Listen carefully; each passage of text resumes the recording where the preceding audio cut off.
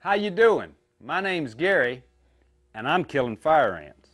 Let me show you how Results works. This is an all-natural pyrethrin made from African daisies. Very simple to use.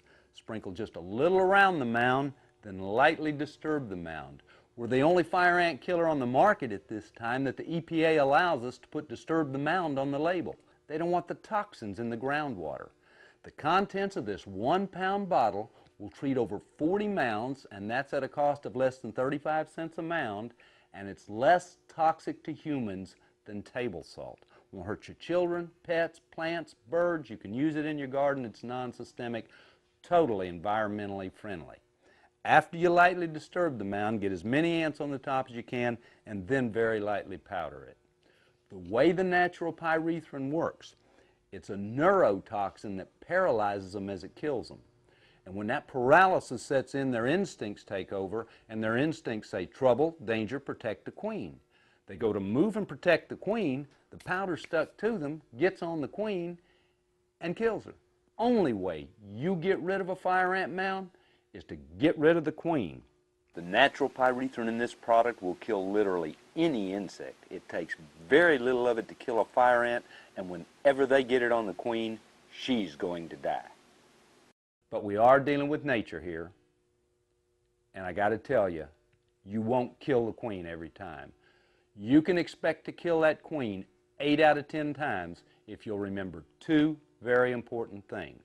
The first one, right here I said lightly disturb the mound. Extremely important. You need to take a stick and just lightly disturb that mound until the ants come out of there. Get as many ants on the top as you can and then powder it. If you disturb it too heavily, kick it with your foot, rake, hoe, you'll get the ants to come boiling out, but you've already alarmed the mound. Others have gone to move that queen and you don't have any powder on them, so just lightly disturb it. The next thing is, they're not going to live very long once they get the powder on them. So you need the queen up close to the top. They move her up and down to control her temperature. Her optimum brood temperature is 70 degrees, and they like her at the top to facilitate that process. So when they start moving her up at 65 degrees, she's close enough.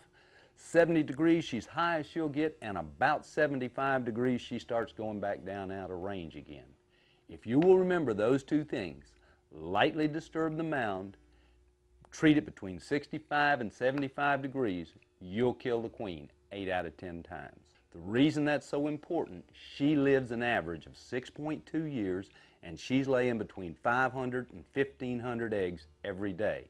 The rest of them have a natural lifespan, as long as the queen's alive, of 3 to 5 months. But when she's gone, they'll die in a couple weeks.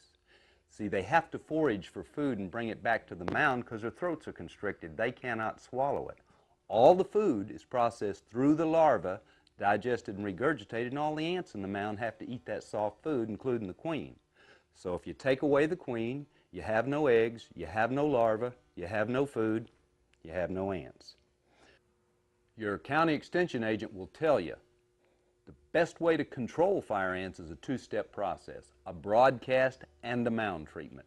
This is a mound treatment. It was tested at the Agriculture Department of Texas A&M.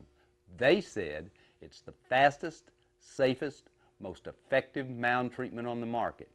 I know they're right. I've been using it several years and it works. But I also want to make it economical. When they put 1 pound in this container, it's full all the way to the top, but it packs down in shipping. So I encourage customers to shake it up and loosen it up, especially if it's humid. And also don't just pour it out of these fine holes. Lightly dust it and bump it like I do here.